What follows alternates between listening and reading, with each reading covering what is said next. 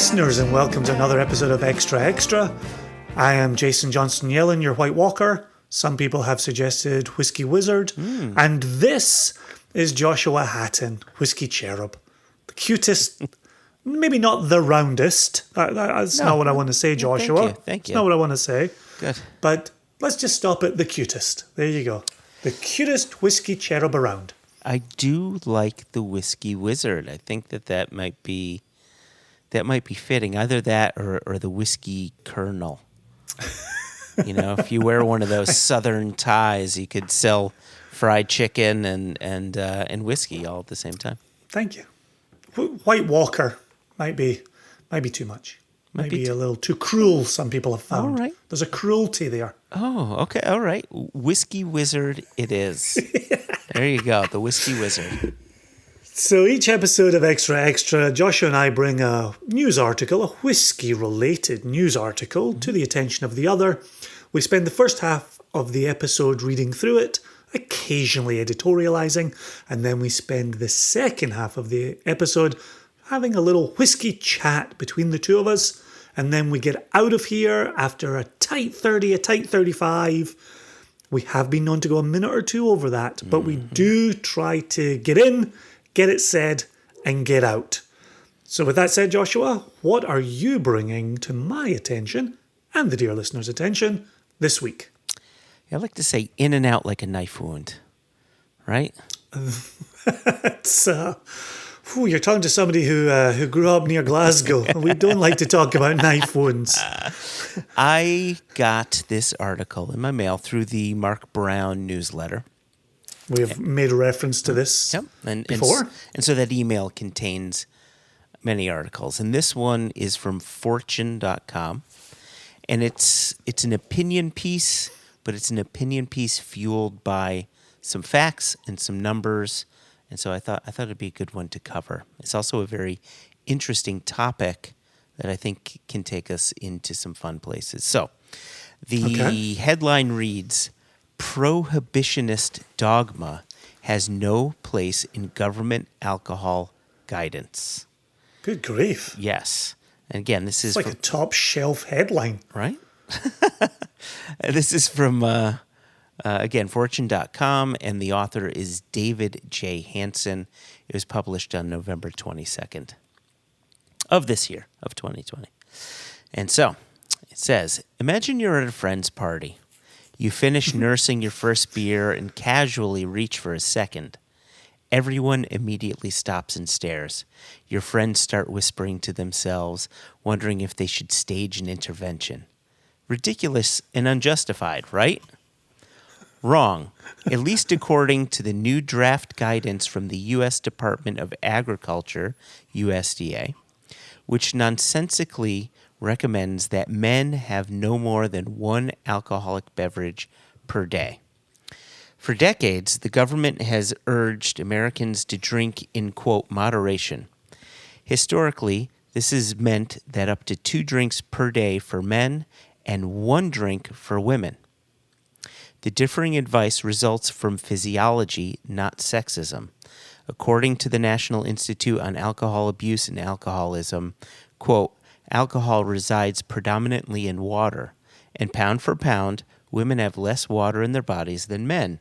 This means that after a woman and a man have the same weight drink the same amount of alcohol, the woman's blood alcohol concentration, BAC, the amount of alcohol in your blood, will tend to be higher.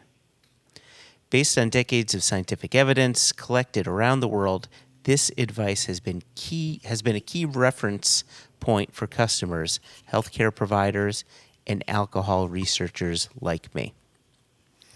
You with me so far? I am. Okay. Still trying to get over this being at a friend's party thing.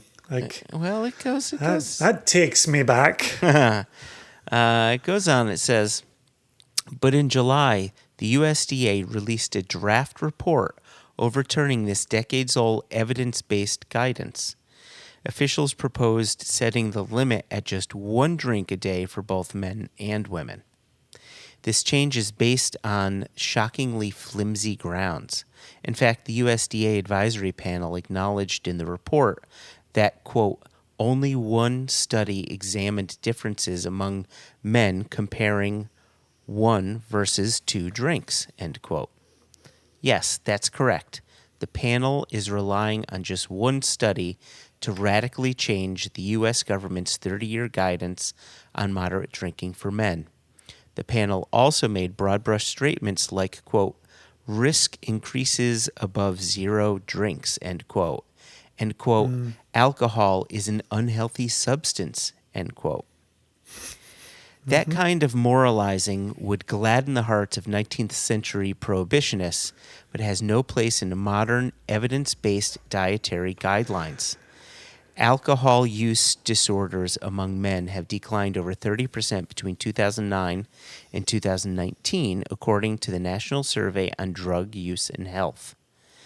It's telling that the advisory panel describes its proposal as, quote, aspirational, which is to say not science-based, nor is it realistic. Who but a prohibitionist would consider having more than 1 drink per day to be alcohol abuse? This is where, I mean, the whole thing's been kind of interesting up to this point, very interesting up to this point, but here's where it takes a very interesting turn. So David goes on and says, this change is not merely academic. It'll have significant real-world consequences. Healthcare practitioners refer to dietary guidance when conducting screening and brief interventions for their patients' alcohol consumption. We can't seriously expect physicians to have meaningful discussions about alcohol abuse if the threshold for concern is having a couple of beers at game night or more than 1 glass of wine at a dinner party. Of course, alcohol abuse is a serious problem for some people, and impaired driving remains a major issue. However, the vast majority of adults who drink do so in moderation. Providing evidence-based guidance to inform their drinking is critical. And then finally, the proposal to redefine, quote, moderate, end quote, drinking for men is not supported by the latest research or scientific evidence. Government guidance on alcohol consumption lacks credibility and will be widely ridiculed and disregarded, undercutting the effectiveness of the USDA's official dietary guidelines. And then finally, just a little side note to who David J. Hansen is. I was going to ask you this at the start of the second half. David J. Hansen. Preempted me. There you go. He's a professor emeritus of sociology at the State University of New York at Potsdam. Or is it Potsdam? I don't know. He has specialized in alcohol research throughout his career. There you go. Oh, that was a quickie. We were through the reading of that quite quickly. We were, as I just said a second ago. Was it quick? Well, usually you interrupt me or I interrupt you, but in a way I like that there was zero interruption. This is a very different story than any other we've covered in the past. And you don't think this story is similar to the one we covered out of the UK where they were talking about alcohol allowances and how to measure them? No, because it had specifically to do with label guidelines, and we don't. Yes, yeah, right. Yeah. And this is a U.S. based, right? It's the USDA, right? So it's having different implications. And one of them, and I think that this is really good, is healthcare practitioners. They're not experts in alcohol, right? Just like, for instance, you go to a doctor, and your doctor says, "Oof, you're vegetarian. You should start eating fish because you need such and such." Vitamin. You should start eating this because you need such and such vitamin. You need your omega-3s. Right, your omega-3s. And the fact of the matter is, most general practitioners are not nutritionalists. They take their information on very basic guidelines to deliver advice to their... Jesus Christ, I can't think of words. To deliver advice to their patients. And so because they are not the experts in this, this article is suggesting experts should be the ones who are informing any decision the USDA should be making. So before we get out of the first part here, all we're doing is setting the table for the second part. Yeah. In that article, it mentions the USDA for the last 30 years has recommended men have no more than 2 alcoholic drinks a day. Did you know that? I didn't. Right? That's, I was like, oh, well, yeah, I guess that makes sense. But there has to be a difference between having your 2 daily rounds of alcohol 7 days a week, and then maybe not even drinking in your own house, but then going to a party, a dinner party, what have you, a pub, and having more than your daily allowance, but still less than your weekly allowance. Mm-hmm. And it's interesting to hear, well, okay, we're not going to recommend 2 daily drinks anymore. It's going to be 1. Okay, so I've gone from 14 a week to 7 a week. It's cutting everything completely in half. And I want to get to this after the break. So why don't we, It's a bit early. I understand that. Hopefully our listeners are okay with an earlier break to the second segment.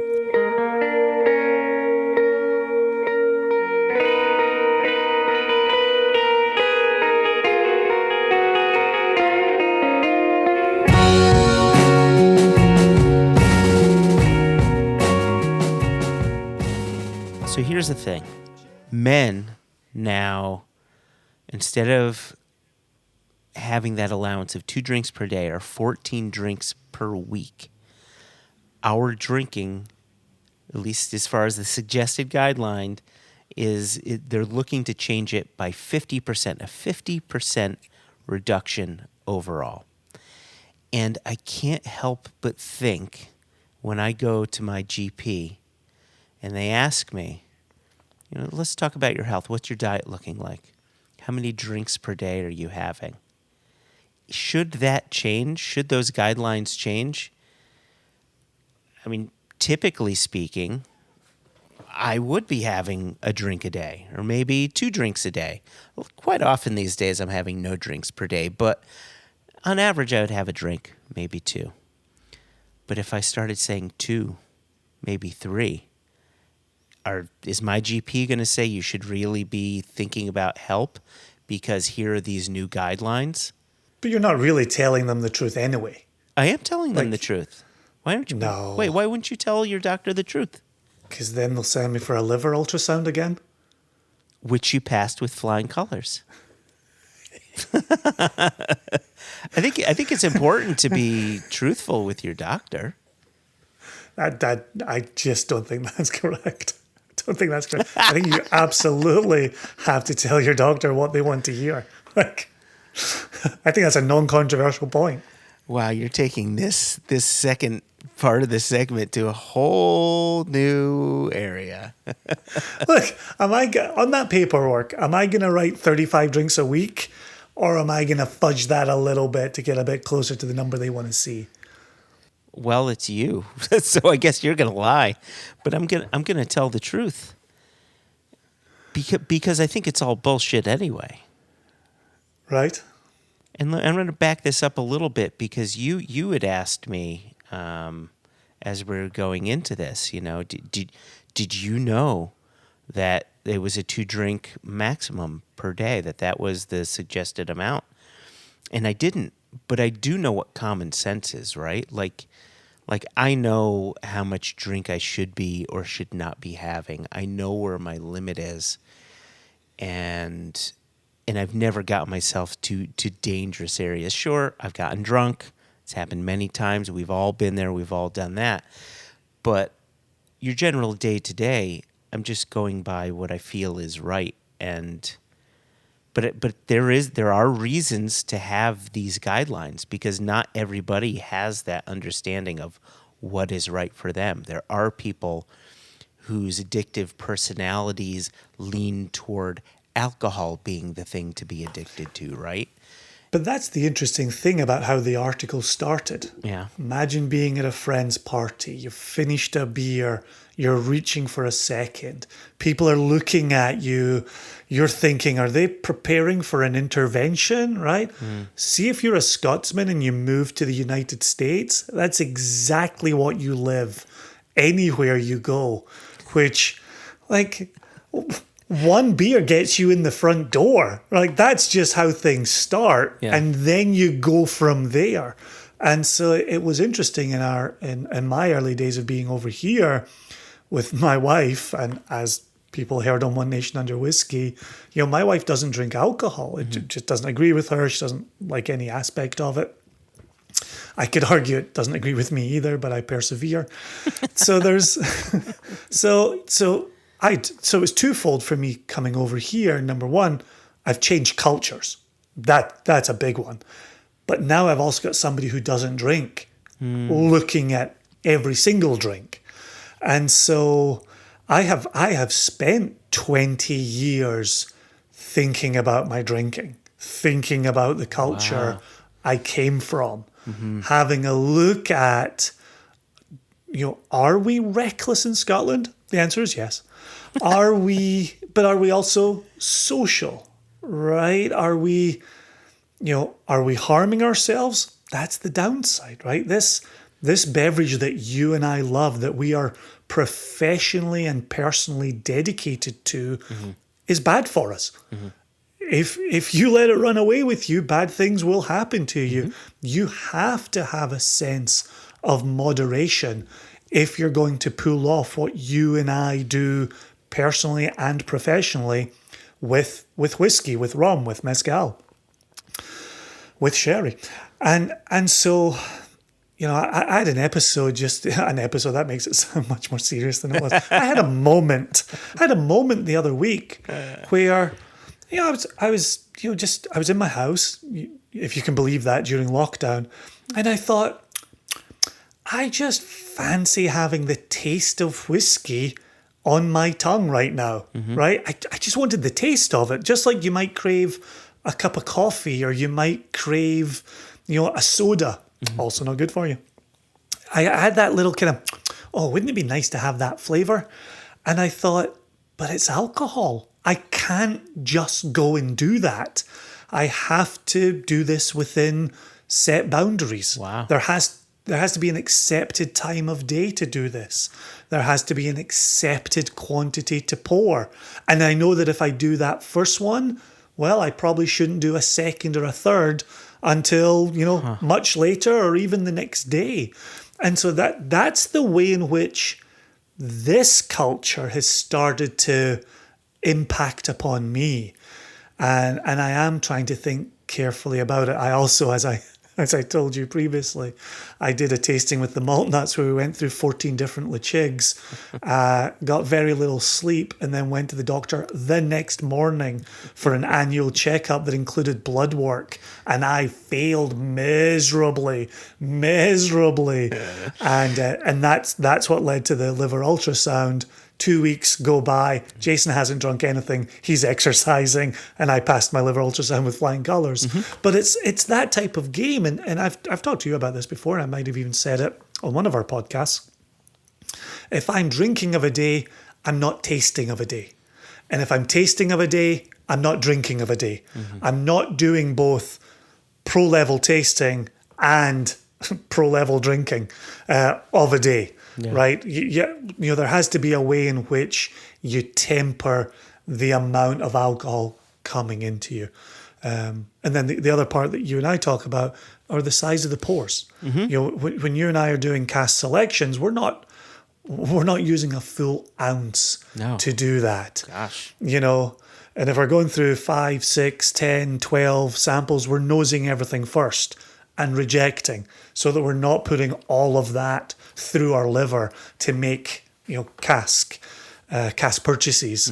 But then if we're drinking, I'm never pouring a full ounce of a cask strength, unless it's going to be but lying to the doctor, unless I'm sitting down to watch a movie with my wife and I need a pour to get me through that hour and a half, 2 hours, then I might put an ounce. I might put an ounce and a half into a glass, and I'll sit and I'll savor it over the duration of the movie.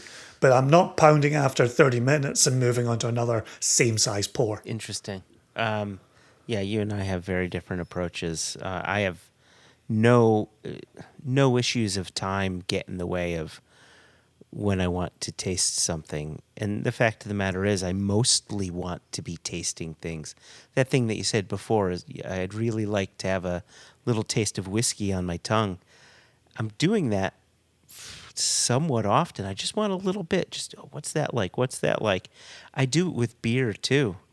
Like right now during this conversation, I could really go for the new Sierra Nevada Celebration because the 2020 is fantastic. But I know I'll open it, I'll have a couple of sips, and then I'm done. Like I'm not interested in finishing that beer. It's just my tongue is looking for that flavor.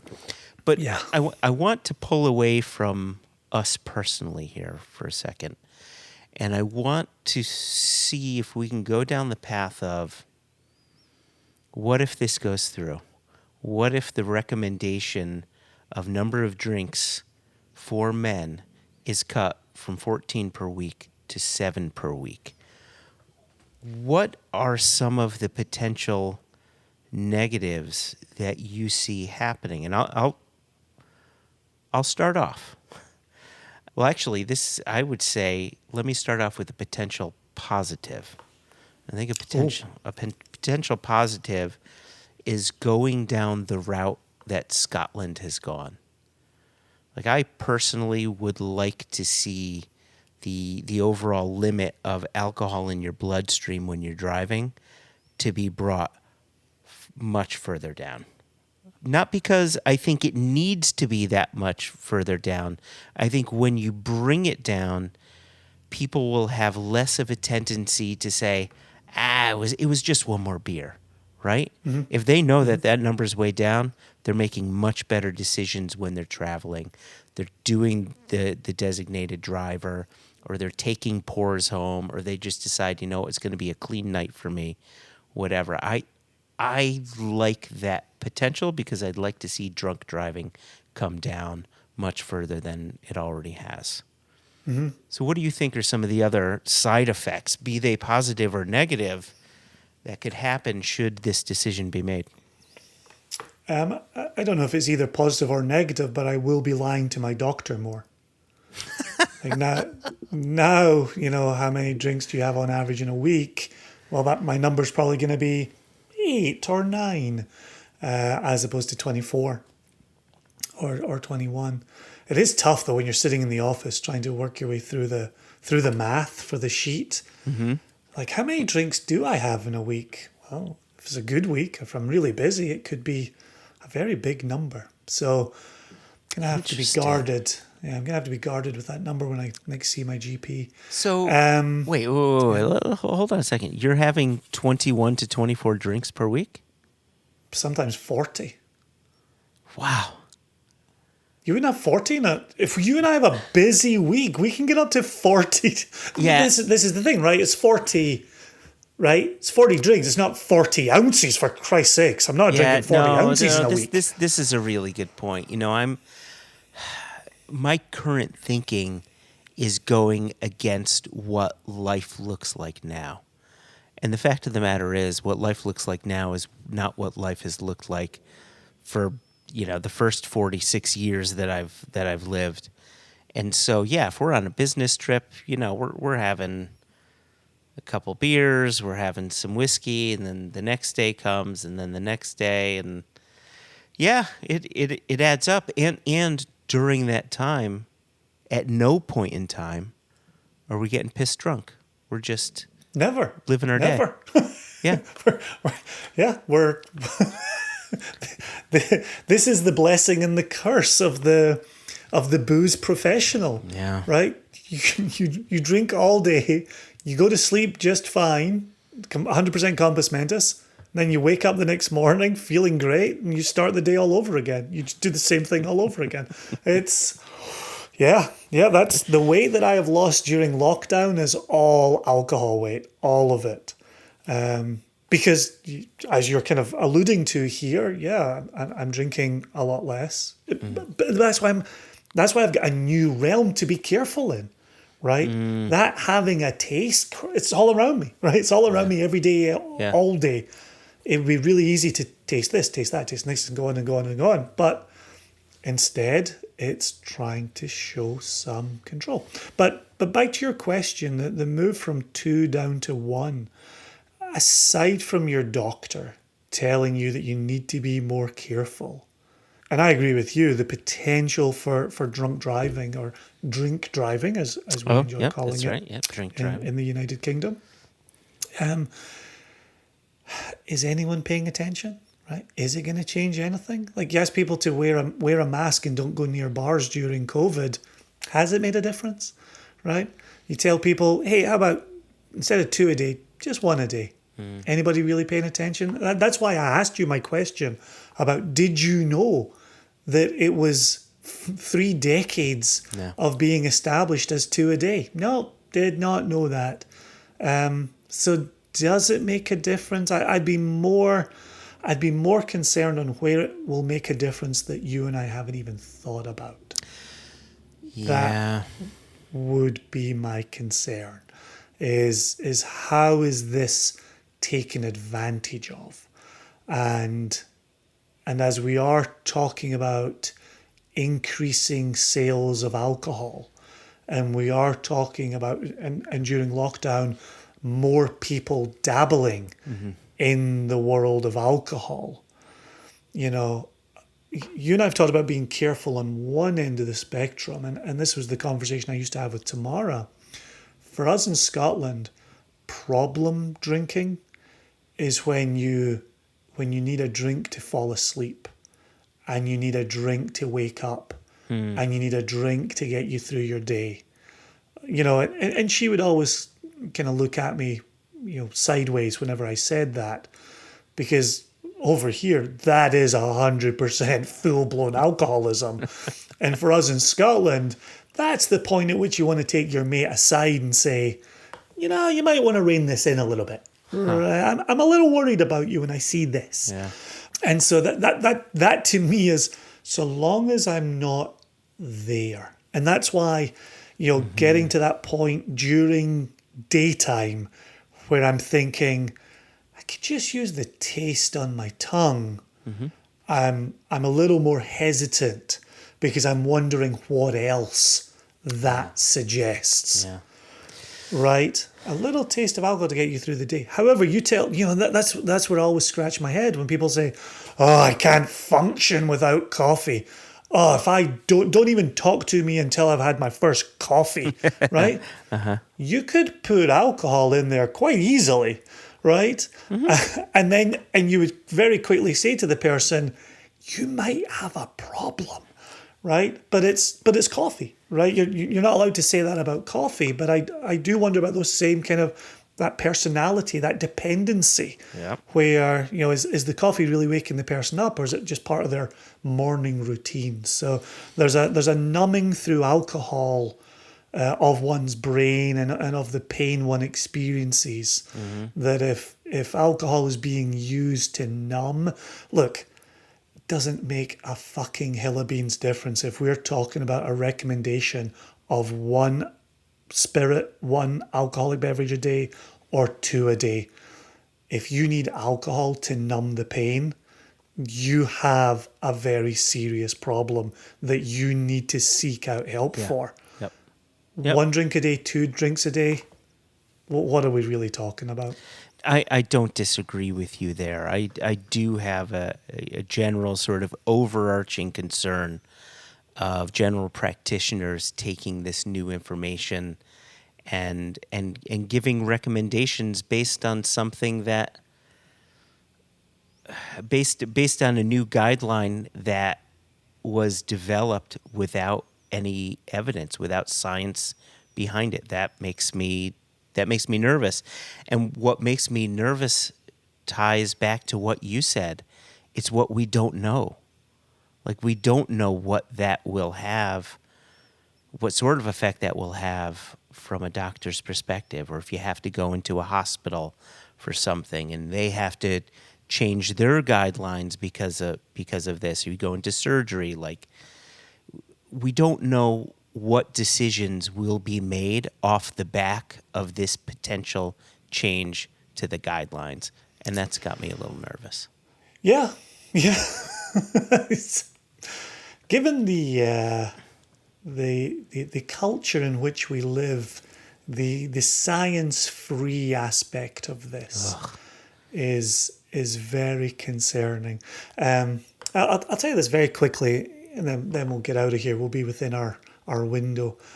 Round about the time of my dad's death, I had a real problem with my foot, and I couldn't put any weight on it, and it just felt really tight all the time. I remember, yeah. Right, and I was over in Scotland at the time, and I put up with it for a few days, and it only got worse and worse. I then, stayed in Scotland for my dad's funeral, my dad's cremation, and then ultimately flew back here. Over the course of another couple of weeks, foot, great pain. I go to my doctor, who I like a whole lot. He's a good lad, and we have a very good relationship. And I explained my symptoms to him. First word out of his mouth was, "It's probably gout." And the first words out of my mouth were, "Fuck you." Because because of the industry we're in, and he knows the industry I'm in, he immediately went to gout. Yeah. And I was like, "I can tell you right now, it is not gout. I know that for a fact." He said, "Okay, Jason, let me run some tests." So he runs the tests. He calls me up. "It's not gout." I said, "I know it's not gout." And he said, let me send you for this test and this x-ray, and let me send you to this foot specialist, and let me do this and this and this.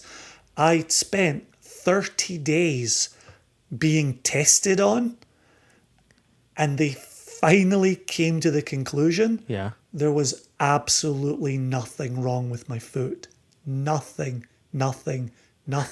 was wrong with my foot.